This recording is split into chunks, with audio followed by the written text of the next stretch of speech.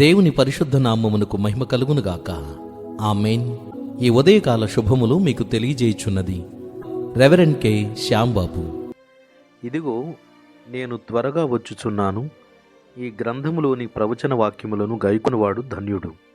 ప్రకటన గ్రంథము 22వ అధ్యాయము 7వ వచనము. యేసు ప్రభువు పరలోకము నుండి రెండవ మారు వచ్చుచున్నాడు.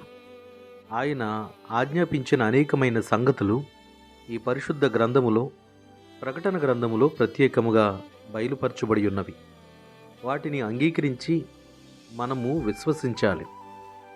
మన ఆత్మీయ జీవితములో అవలంబించవలసిన నీతియుక్తమైన దైవ చిత్తము బయలుపరచబడి ఉన్నది కనుక వాటిని మనము గైకొనాలి.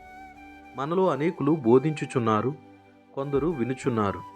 అయితే ప్రకటన గ్రంథము 1వ అధ్యాయము 3వ వచనములో సమయము సమీపించి ఉన్నది గనుక ఈ ప్రవచన వాక్యములు చదువువాడును వాటిని విని ఇందులో వ్రాయబడిన సంగతులను గైకొను వారును ధన్యులు అని రాసి ఉన్నాడు దేవుడు. ఆత్మ సంబంధమైన విషయాలను దేవుడు రాయించున్నాడు.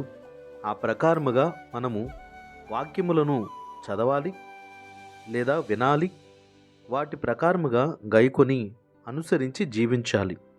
ఇది దేవుని యొక్క చిత్తము. మనలో అనేకులు వినుటమట్టుకు విని మన జీవితములను వాక్యానుసారముగా కట్టుకొనడానికి ఇష్టపడట్లేదు. కనుక దేవుడు తన వాక్య పరిముఖముగా తెలియజేయుచున్నాడు.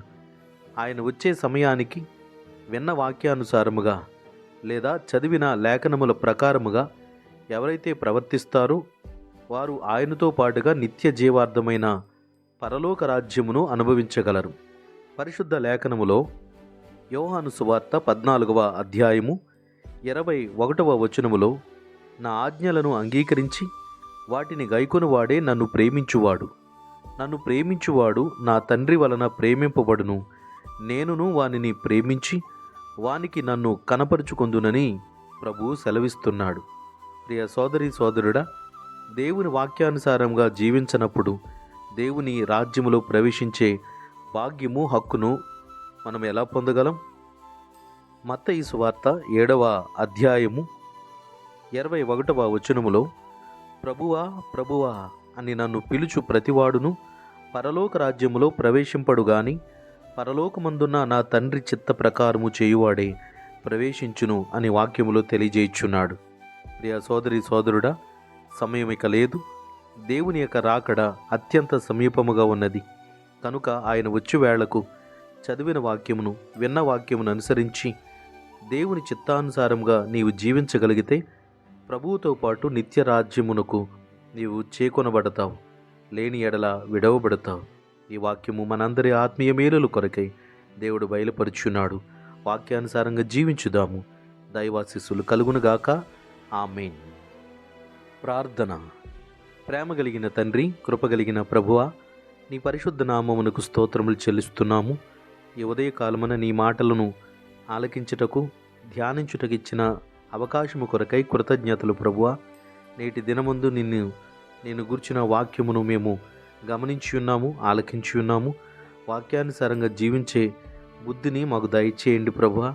మా జీవితంలో ఎంతో కాలం గడిచిపోయినది. ఎన్నో వాక్యాలు చదువుతున్నను కూడా ఆత్మ సంబంధమైన ఆ జీవితమునకు అలవాటు పడలేకపోతున్నాం. క్షమించు ప్రభువా. స్వాభావికమైన దుర్నీతికి, లోక సంబంధమైన ఆచారాల వ్యవహారాలకు అలవాటు పడిపోయిన మా బ్రతుకులను నీ వాక్యము చేత సంధించి నీ చిత్తానుసారముగా నడిపింప చేయండి ప్రభువా. నేటి కార్యక్రమాల్లో పాల్గొందుచుండగా తండ్రి, మరలా పాపములు పడకుండా, శోధనలో పడకుండా కాపాడు తండ్రి. నాతోటి సేవకులను, సువార్థికులను, ఉపదేశకులను, సంఘ కాపురులను, మిషనరీలను అందరినీ దీవించండి. కూలి పని, వ్యవసాయ, వ్యాపార, ఉద్యోగాల ప్రయాణాలు చేస్తున్న బిడ్డలకు నీ కృపను తోడుగుంచండి.